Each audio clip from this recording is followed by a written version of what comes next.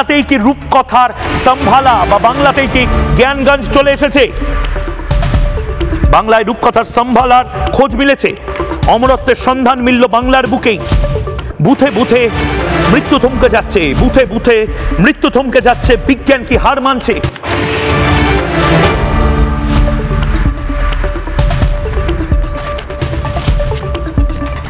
আপনাদের মজা মনে হচ্ছে?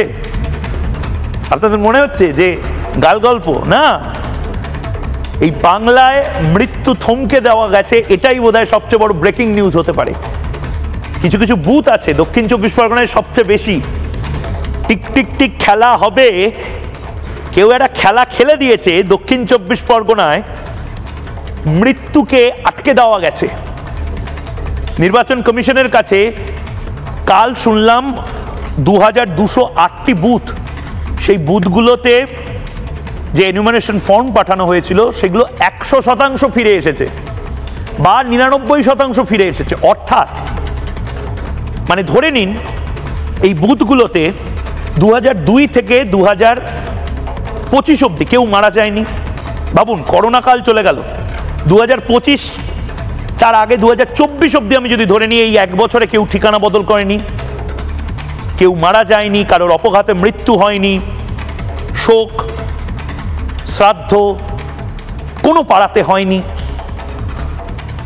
অদ্ভুত লাগছে, হিসেব আছে, সেই হিসেব আবার কমেও গেল, ধরা পড়তেই কমে গেল।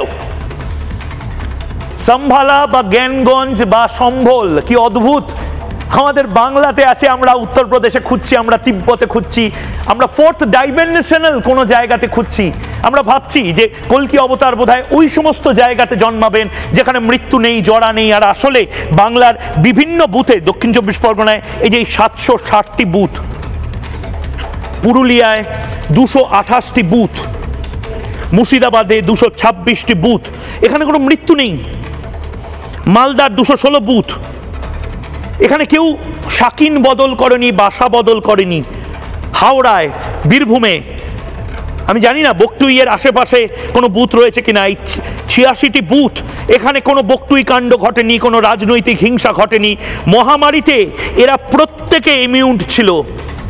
হুগলির এই 40টির ওপর বা দক্ষিণ দিনাজপুরের এই 40টি বুথে করোনা কালে তার মানে একজনও মারা যায়নি। কি অদ্ভুত না?